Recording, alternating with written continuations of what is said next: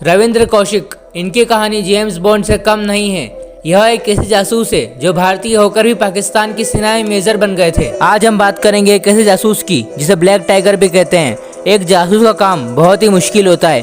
कभी कभी इस काम में आपको एक दूसरे देश में जाकर वहां अपने देश, परिवार और फ्रेंड से दूर रहकर काम करना पड़ता है। आज मैं आपको एक ऐसे ही भारतीय जासूस के बारे में बताऊंगा जो सालों तक पाकिस्तान की नाक के नीचे रहकर भारत के लिए काम किया करते थे। हम बात कर रहे हैं भारत के सबसे बड़े जासूस रविंद्र कौशिक की। इनका जन्म साल 1952 में राजस्थान के गंगानगर में हुआ था। रविंद्र कौशिक के बारे में कहा जाता है कि भारत के इतिहास में उनसे बड़ा जासूस ना कोई हुआ है और ना कभी कोई होगा। यहाँ तक कि भारत के बड़े बड़े जासूस भी रविंद्र कौशिक को अपना गुरु मानते हैं। रविंद्र कौशिक को ब्लैक टाइगर भी कहते हैं। उनके जासूसी की दुनिया में उतरने की कहानी भी काफ़ी दिलचस्प है। बचपन से ही उन्हें एक्टिंग करने का बहुत शौक था। एक बार 1972 में रविंद्र कौशिक ने लखनऊ में नेशनल ड्रामा प्रोजेक्ट में हिस्सा लिया था और इस नाटक में वह एक भारतीय जासूस का रोल कर रहे थे। एक ऐसा जासूस का रोल कर रहे थे जो कि चीन में फंस जाता है। तब भारतीय खुफिया एजेंसी रॉ की नज़र रविंद्र कौशिक पर पड़ी और वह उनकी एक्टिंग से काफ़ी प्रभावित हुए। उनमें जासूस बनने के सारे गुण थे, इसीलिए अपनी ग्रेजुएशन के बाद उन्होंने रॉ ज्वाइन कर ली और वह 23 साल की उम्र में ही भारतीय अंडरकवर एजेंट बन गए थे। उन्हें दिल्ली में ही ट्रेनिंग दी गई थी। रॉ उन्हें पाकिस्तान भेजने की तैयारी कर रही थी, इसीलिए रॉ ने उन्हें उर्दू पढ़ना और लिखना भी सिखाया था। 1975 में पाकिस्तान भेजे जाने से पहले रविंद्र से जुड़े सारे डॉक्यूमेंट्स और जानकारियों को रॉ के द्वारा नष्ट कर दिया था। इस मिशन में उनको एक नया नाम दिया गया था और वह नाम था नबी अहमद शाकिर। पाकिस्तान में इंटर होने के बाद उन्होंने कराची के एक लॉ कॉलेज में एडमिशन ले लिया था और वहाँ से कानून की डिग्री हासिल की थी। एक भारतीय पाकिस्तान में अपनी पहचान छुपा रहा था और एक भारतीय के लिए पाकिस्तान में यह काम आसान नहीं होता है। और यहाँ तक कि रविंद्र कौशिक पाकिस्तानी आर्मी में भर्ती हो गए थे।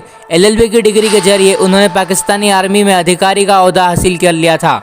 यहीं से स्टार्ट हुआ था रविंद्र कौशिक का असली मिशन। उन्होंने वहाँ पर अमानत नाम की एक पाकिस्तानी लड़की से शादी कर ली थी और उनकी एक बेटी भी हुई। दूसरी तरफ वह पाकिस्तानी आर्मी में मेजर बन गए थे। 1979 से 1983 के बीच रविंद्र ने भारतीय सुरक्षा एजेंसी को पाकिस्तानी सेना से जुड़े अहम जानकारियां सौंपी, जो देश के लिए काफ़ी मददगार साबित हुई। भारतीय सुरक्षा एजेंसी ने कौशिक को ब्लैक टाइगर नाम दिया था और उस समय की तत्कालीन प्रधानमंत्री इंदिरा गांधी भी कौशिक को ब्लैक टाइगर के नाम से ही पुकारती थी। रविंद्र कौशिक जिस तरह से पाकिस्तानी सेना में आगे बढ़ रहे थे, उससे उम्मीद लगाई जा रही थी कि किसी दिन वह पाकिस्तानी सेना के चीफ भी बन जाते। हालांकि 1983 में एक गलती के कारण रविंद्र कौशिक की पहचान पाकिस्तान में उजागर हो गई। अब तक पाकिस्तान में रविंद्र कौशिक एक मंझे हुए जासूस की तरह काम कर रहे थे और पाकिस्तानी फौज में हड़कंप मचा हुआ था। किसी को समझ नहीं आ रहा था कि आखिर पाकिस्तानी सेना के सीक्रेट प्लान लीक कैसे हो जाते थे। टाइगर रविंद्र कौशिक पर किसी को भी शक नहीं था। दरअसल साल 1983 में भारतीय खुफिया एजेंसी रॉ ने रविंद्र कौशिक की मदद के लिए दूसरे जासूस को पाकिस्तान भेजा, लेकिन उसे पाकिस्तानी खुफिया एजेंसी ने पकड़ लिया। पूछताछ के दौरान उसने पाकिस्तानी खुफिया एजेंसी के सामने रविंद्र कौशिक की पहचान उजागर कर दी।